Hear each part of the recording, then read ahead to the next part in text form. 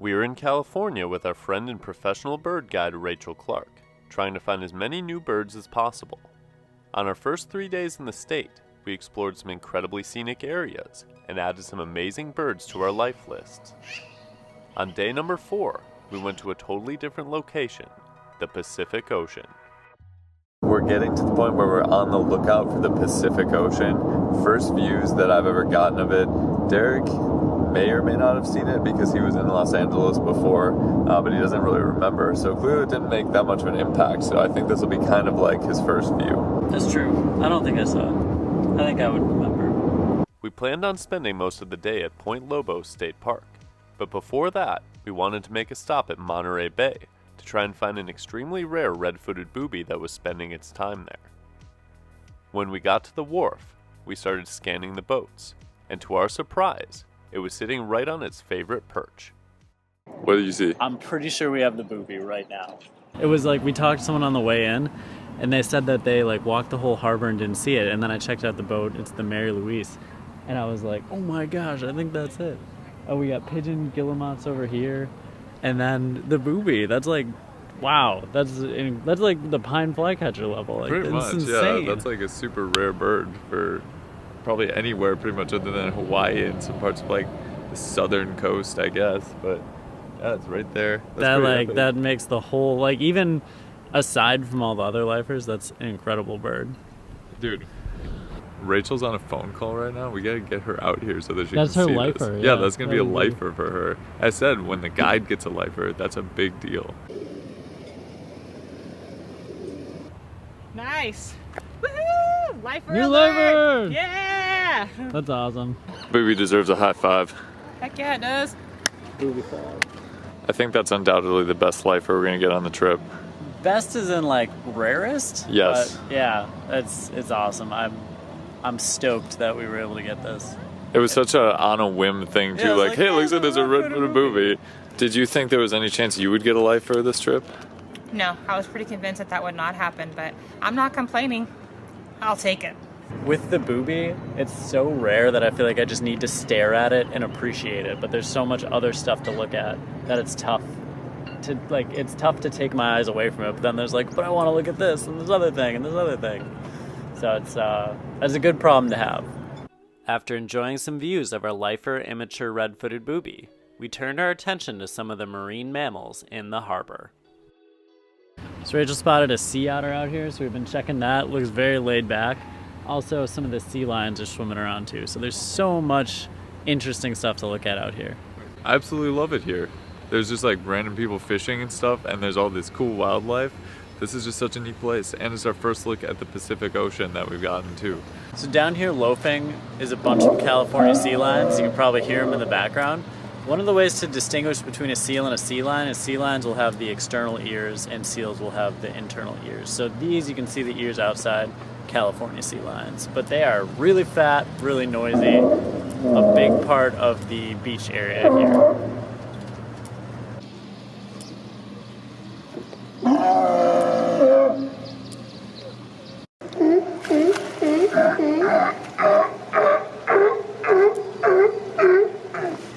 Nearby, both pelagic and Brandt's cormorants were out and about, and we stopped to compare the two species when a pelagic cormorant perched up close to us. Here's the Yeah. young. Most definitely. Yeah, you're absolutely right about that bill too. Like that thing is a needle versus that one. That's kind of crazy, actually. Yeah, it's kind of cool. But yeah, and it's really plain chin too. This guy has kind of browner overall. But yeah, no pale chin feathering. Dainty beak, just kind of daintier overall. So Yeah, that's a our good call on that pelagic. one. Woohoo! It's a good look at it too. Yeah. I feel like cormorants are a species of bird that a lot of people kind of gloss over because, you know, they're kind of all brownish, snaky kind of looking birds, but when you really see the details in these different species, there's a lot to appreciate there and a lot of unique things to note on them. So up on this roof we have some pelagic cormorants, and Rachel was telling us to look for that really thin bill, which you can see on these. There's an adult, 2 juveniles, and then there's also some western gulls next to them, which are pretty much everywhere, but we haven't really seen a lot, so we've been appreciating those. But really enjoying the close-up cormorant views, because I think this is probably going to be the closest we'll be able to get. Another species that was surprisingly close were the pigeon guillemots. that were delightful to watch with their black and white coloration and bright red feet. One of the birds here that I just cannot get enough of are the pigeon guillemots. And they are a cross between kind of a dove and a penguin. And they are so strikingly beautiful with their bright red feet, that dark coloration, and then the white on the wings. It's just such a cool looking species that I've never seen anything like before, so I just cannot get enough of them. I've taken so many videos and I'm really excited that we were able to see that species. This is really fun trying to pick out all the stuff by the ocean. We have a little bit of precipitation right now and it's actually way cooler than it was back in the interior part of the state. So it's a totally brand new place with brand new vibes that we're getting and a lot of cool birds here as well. We walked to the end of the wharf past the Monterey Fish Company and couldn't help but notice the hungry western gulls.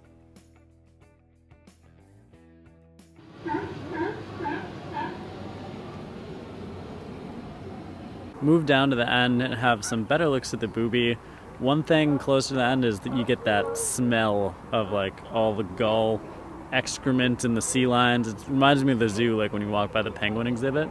So it's definitely pungent, but Ryan was saying he feels like it's, you know, you expect that to be here, so it's not as bad as like if you opened your refrigerator and had that smell. But I think we're gonna move on from here soon. We had some great finds and hopefully we'll continue that. After enjoying our time in Monterey Bay, we headed to Point Lobos State Park, starting in a picnic area in between the forest and the coastline. In Point Lobos, there's this picnic area, and all of the birds here are super friendly because they're probably used to getting handouts from people. So there's like a dark-eyed junco that was just on the ground right by a picnic table, California scrub jay, and then of course the western gull, which will just stand on top of you basically if you have food. So it's kind of a cool area where people come often, birds are used to it, and therefore you get this kind of behavior. Look at this thing. They're so tame. He's just like, you could probably feed it by hand if you wanted to. We're not gonna. But yeah, if you want western gull within a couple feet of you, Point Lobos. You want me to hug him? Yep. Here, little buddy. Oh. While there were plenty of birds to watch in the parking lot, it was the birds that we could find in the forests that had our attention even more. This unique coastal forest played host to two species that we were eager to see, the chestnut-backed chickadee and the Hutton's vireo. As soon as we entered the forest, we noticed that the unique plants made the habitat feel very different. This coastal evergreen forest that we're in right now is a really interesting place because it actually has the moss hanging from the trees, and it's definitely a lot more damp than some of the other habitats that we've experienced in California. So it's like everywhere you turn in this state there's new habitat, and this one has a totally new set of species as well. While this habitat was certainly beautiful, one plant there made walking around slightly dangerous. So this habitat is really unique and it's also very beautiful, has some great birds, but one of the big downsides is that there's all of this poison oak lining the trail. So if you didn't know that this was poison oak, there's a high likelihood you would brush up against it or just touch it at some point, and that would be a big time problem for you. So while we look for these birds, we're definitely not going to be going off trail very much because this stuff is lining it and we don't want to have any trouble. After exploring for a while and doing our best to avoid the poison oak, we had our first encounter with one of the species we were looking for. Chestnut-backed chickadee, let's go. That's a really cool chickadee species. They're totally beautiful. We saw some pretty briefly, but they were out in the open. See if we can get some more views of them while we're here. Chestnut-backed chickadee. We had one that was being pretty cooperative and it was perched up and preening. And I always find the chickadees fascinating because it's like, I've seen something like this before, but it's slightly different. And it's really neat to see him in a new habitat. Yeah, he's right up here. After spending some time watching the chickadees, Rachel heard our second target bird off in the distance. Actually, guys, let's go farther down this way for the Hutton's vireo. I hear it singing really loudly over here, so I think if we go a little farther, we'll be in really good shape.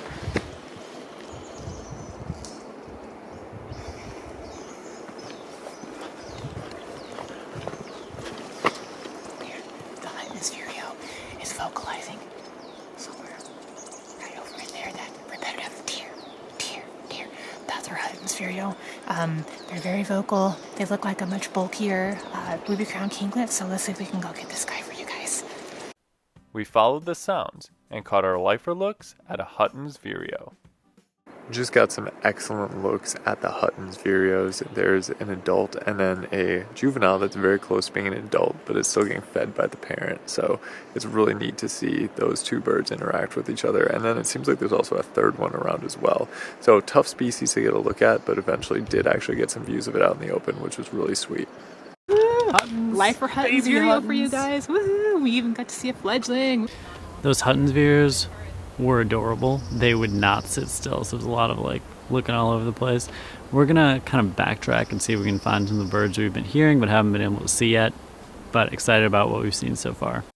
We continued scouring the forest, finding bush tits and pygmy nuthatches. Feeling happy to have found our two target birds relatively easily, we moved on to exploring some of the other parts of Point Lobos, including some absolutely stunning coastline. Before getting too far, however, we spent some time searching for a species that lives in coastal chaparral habitat. We got our lifer looks at a wren tit, and compared to what we thought they were going to be, they're actually massive. So one popped up in one of the bushes, and we were like, what is that? Is that a towhee? And it was the wren tit, because I thought it was going to be the size of a bush tit or something, and the thing is big. But it's super skulky. It came out briefly, and we're going to see if maybe we can get a look at another one, or a better look at the same one.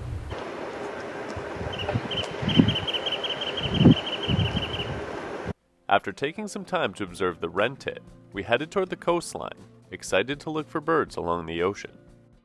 There is going to be a fantastic look over the Pacific Ocean from these cliff sides. I'm so excited to get out there and get a view of the entire ocean from here. Before we even got there, Rachel already picked out one of our target birds with her keen ear.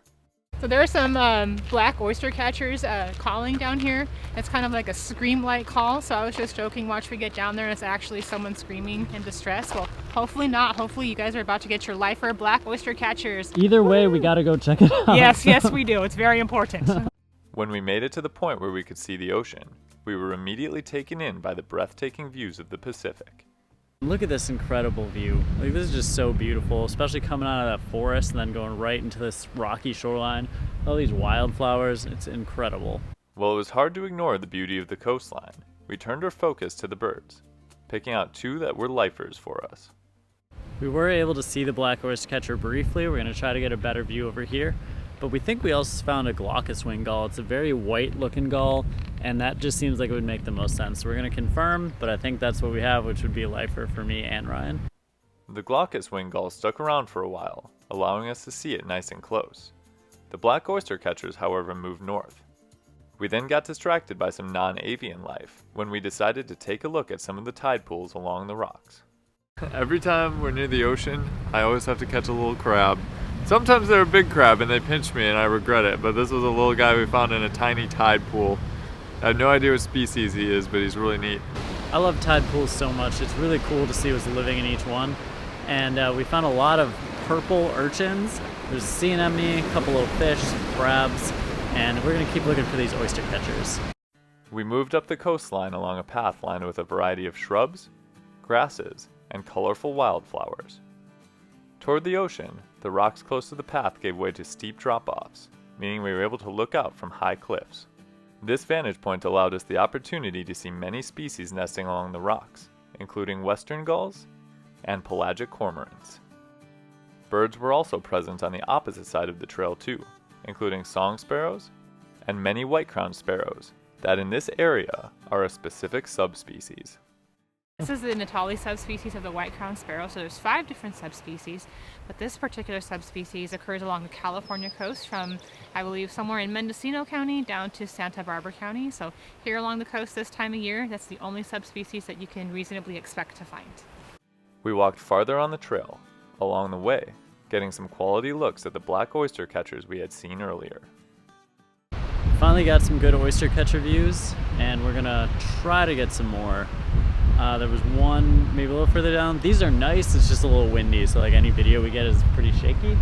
But it's great to finally get some close-up views of those with their bright orange bill and dark colored body. After viewing the oyster catchers, we moved up to the highest point of the trail overlooking open water and rocks. Here, we saw sea otters, as well as pigeon guillemots. Closer to shore, we saw some of the pigeon guillemots up close, as well as multiple cormorant species nesting on the sides of the cliffs. So we just had some closer looks at pigeon guillemots, and then the Branson pelagic cormorants on the side of a cliff. And that was cool because Rachel was saying the brants are normally more, they'll nest in colonies or they'll like hang out in groups, where the pelagic is more solo. But we saw them nesting next to each other. And that was probably the closest view. We saw some like bigger colonies out there, but these were nice and close. You could still see a little bit of the blue from the brants in their breeding plumage.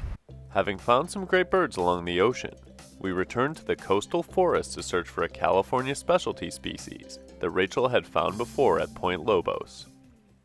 We are walking around the trails that they have here trying to find a California thrasher. We got some excellent looks at all the stuff that was on the ocean for the most part, so this is really the last target species we need for this area, and Rachel's very determined to get it for us. As we were walking around, Rachel heard a bird that was rare for the area, a summer tanager. No, Right off of where? the tree. Oh, yeah. Look at this gap in these two small trees. He's right there, guys. Yeah.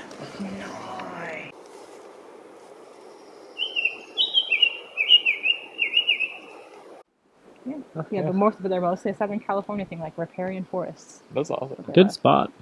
Oh, that's... I got great videos of it. Like, it was just out there sitting, like, boom, Nice. dead ringer summer tanager.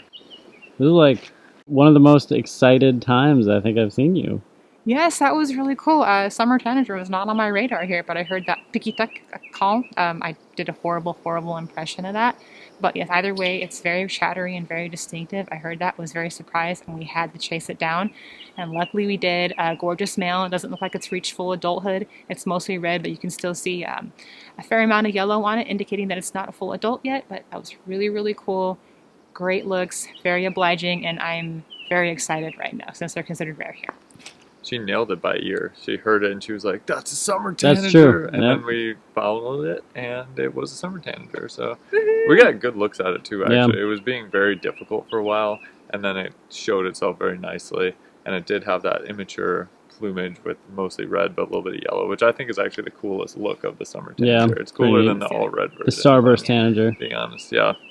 We continued on the trail through the woods, eventually getting to a more open area. Here we found spotted towhees, western bluebirds, and got a gorgeous view of the ocean below, but still had no luck spotting a thrasher.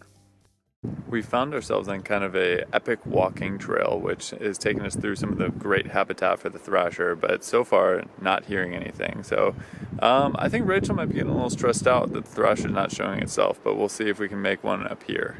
We kept following the trail, eventually running into a bird that gave us the best views we had ever had of that particular species. We just had our best looks at a California quail yet. It was sitting on a log. You'd really see the detail up close. It was blinking, and then eventually it took off and flew across some of this beautiful scenery we have. So that was definitely our best look at the California quail. Eventually, we found ourselves back where we started, and called it quits on trying to find a thrasher. But before leaving Point Lobos, there was one more thing we wanted to see: the large nesting colony of Brandt's cormorants known to live in the park. We started walking south. As we walked, the sun came out, revealing the true beauty of Point Lobos. This gave us great light to take some videos of a classic mammal species that lives on the coast. We just got our first looks at some harbor seals, and there's a bunch down there. It looks like maybe a couple younger ones playing in the water, one really stanky one up on the beach. So they're just chilling out, having a great time, and it's a beautiful view. Continuing on, we spotted a few more bird species, saw another gorgeous scenic view, and arrived at an area with large flat-topped rocks fairly close to the trail. Here we saw many brown pelicans, and of course, an astounding amount of Brandt's cormorants.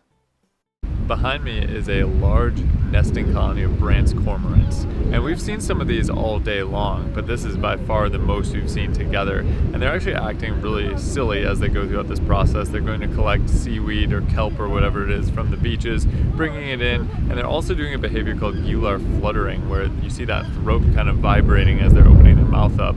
Another thing that's really cool about them is they're showing their very bright blue on the throat, which is a signature feature of the species. I'm really glad we were able to see them in this full-on breeding plumage.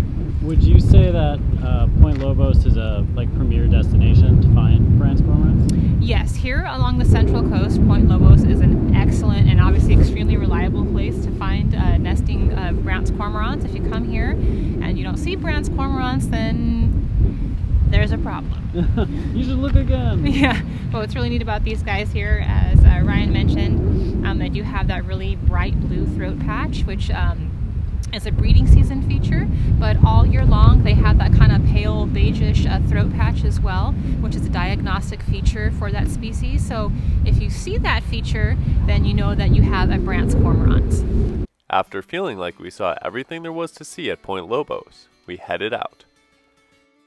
We appreciated spending the whole day along the shores of the Pacific Ocean, and also appreciated the unique wildlife, both in terms of birds and the other animals that we saw there. Our trip to Point Lobos wouldn't have been nearly as successful, however, if not for Rachel, who with her keen ear was able to easily pick out the species we were hoping to see most, as well as a few other birds we weren't expecting, such as the summer tanager. If you'd like to book a tour with Rachel, check out the link to her website in the description below. And as always, thanks for watching. We'll see you next time on Badgerland Birding.